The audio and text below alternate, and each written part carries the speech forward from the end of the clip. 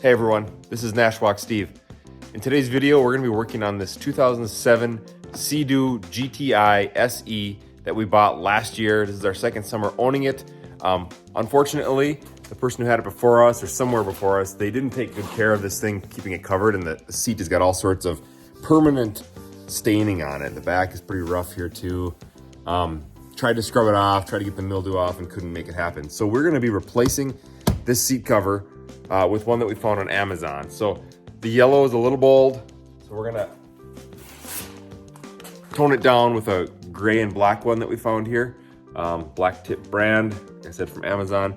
Never done this before. I've done very limited amounts of upholstery, that kind of thing, so this is gonna be new for me. I'll show you what I do, we'll step through it together, and hopefully both learn something along the way. Okay, the seat is off and in the shop now, so we can work on it a little bit. So the cover I got, I read the instructions on it, and it is meant to go over the existing cover as long as there's no like serious damage or no saturation under the seat, which ours is not that way. So we're gonna be good. The only thing I think I'm gonna do is pull off these protective harder rubber tips here. Maybe put them on over the other gray cover for a little pop of yellow. There's a couple in the high wear spots that might work. And then it'll prevent there from being bumps on the new cover when it goes in. And then the other thing is the strap that was on here. It was just held on by rivets, and I couldn't save it, so I ended up just prying those off, popping the rivet, and then the strap just came off like that. And I don't know if I want to reuse the strap anyway because it is stained just like the seat was. So yeah, so we're gonna go ahead, get these popped off, and go from there.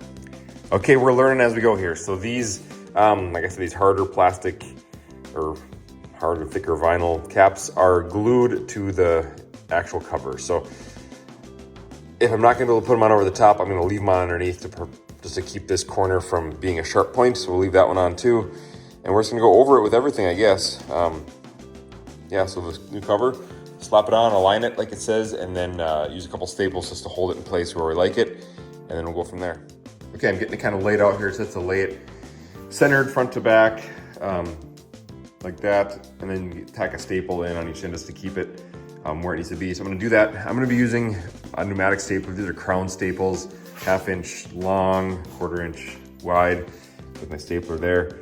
I think that should do the trick. So we'll go ahead and get this held down a little bit with the first couple staples. Okay, got one staple in there. It says these are just to hold it, so they might have to come out later, but that at least keeps it centered when I try to stretch it around some. Okay, now that I have that stapled there, my plan is to start back here and work forward and stretch it as I go, just because I think that's just what I have to kind of do, just to make sure I get the contours there. So we're gonna start doing that, flipping it back and forth, starting to staple here and there to hold it, and we'll hopefully make it tighter and work contouring as we go.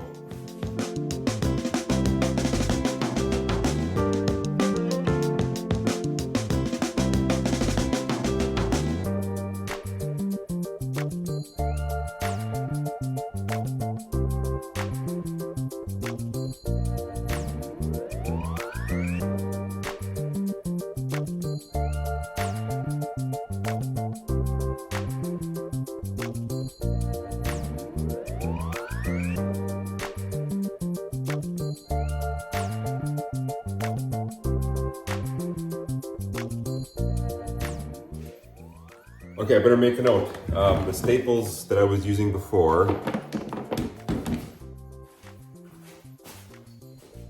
these ones are called crown staples. They're narrow, they're pneumatic. As I would pull this vinyl tight, it would just tear right away. Like it was just such a narrow grab on it, it was just ripping through. So I'm gonna switch out to an electric stapler that uses the wider, the more like standard type staples. That shape staple there. I'm gonna use 1/2 inch ones.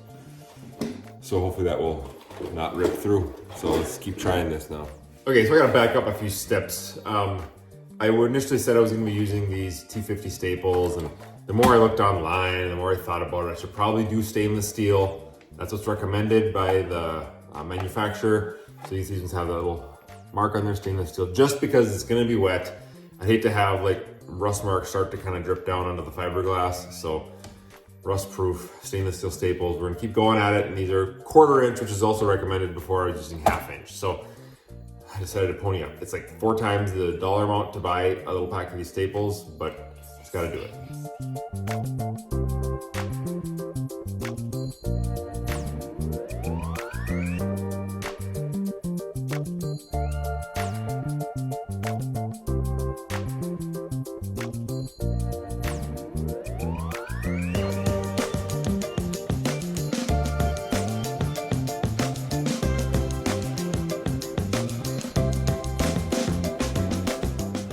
So if you see, I just got this back end kind of started. It doesn't look bad. There's creases still showing up here, so I may have to come back and like pull a little tighter. Even this back, I think once I get most of this set, I might want to undo these back staples in here and pull it out and just pull this back a little tighter, that kind of thing too. But it's a start anyway, so I'm going to keep on going with it, working my way up and pulling it and seeing where we end up here.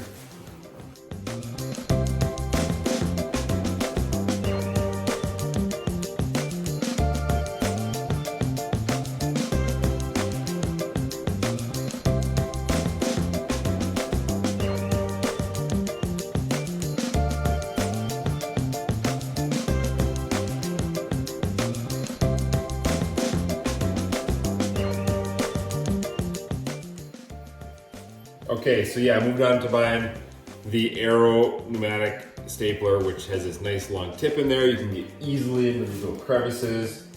It's so much nicer than the flat-headed electric one. So yeah, I was gonna keep working on this thing, just jimmying back and forth, trying to pull it tight and staple it, and just doing our best here to get this figured out.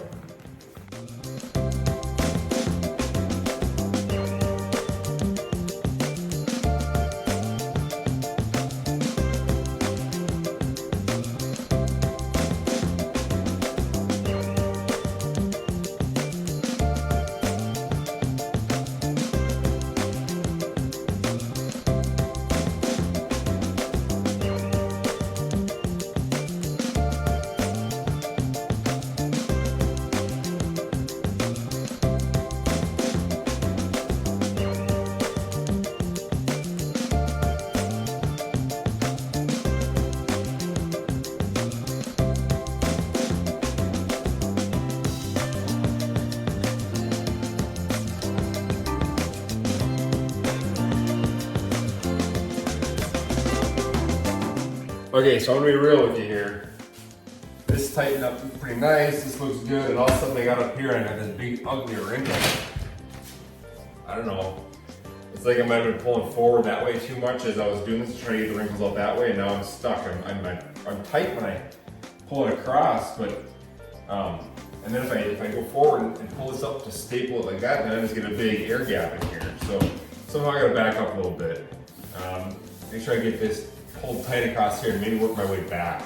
I've only been adding a couple staples at a time, so it won't be hard to take some of those out and work my way backward, but this isn't gonna be acceptable. So hey, something to look out for when you're doing your own job, right?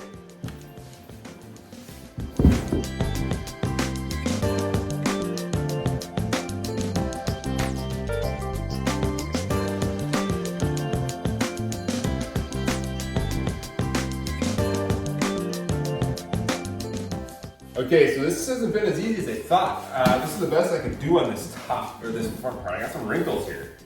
So I don't know. I'm gonna keep moving back now with it, and maybe if I get really ambitious, I'll try to re-pull it again, but I don't know if it's gonna be better. I was struggling with this thing. If you have a small seat, I envy you, because this huge seat, this 3-seater deal, is just a bear. So we're gonna go back now and work on pulling it as they go back toward the tail end. See how that goes.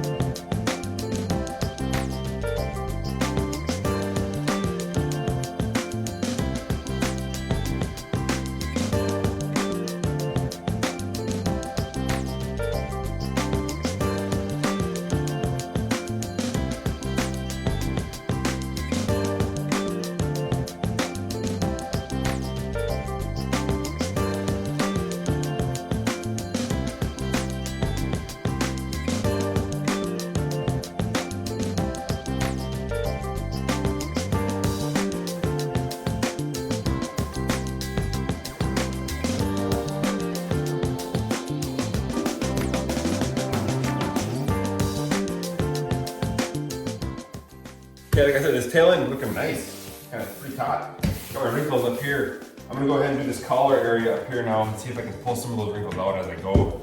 My last ditch effort, but it's not bad. I would live with this. If this is the best I get, I'm okay with that. Yeah. We'll see if we can stretch any of that out up here.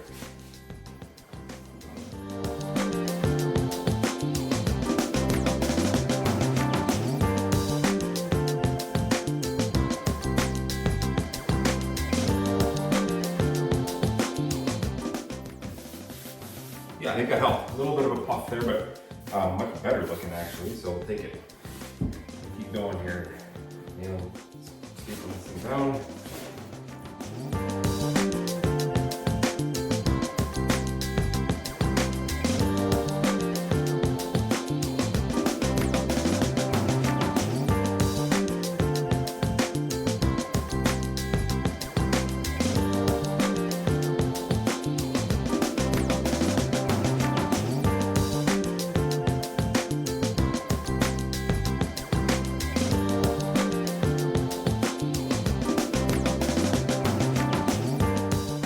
Okay, I've got it all stapled on here as best I can. I'm happy with it. Yeah, for 2007 with a faded gross seat, I think it's pretty good. So I'm gonna go ahead now and do the boring part, flip it over and just staple the heck out of it every like half inch or more. That's what was done before. So I can hold it all in place and make it good. So I'll give you a quick time lapse of that. Oh, first I gotta cut off the extra fabric. Well, no, I'll cut off the extra fabric at the end. We'll do the stapling now.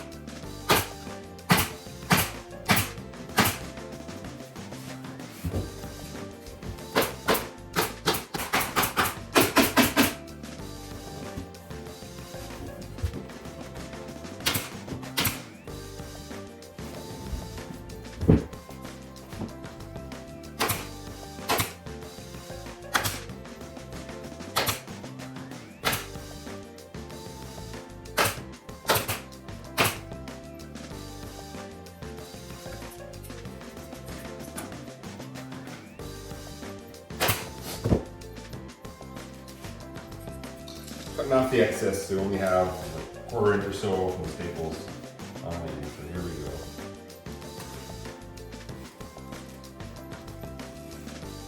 Half inch. That seems like a better number to shoot for me.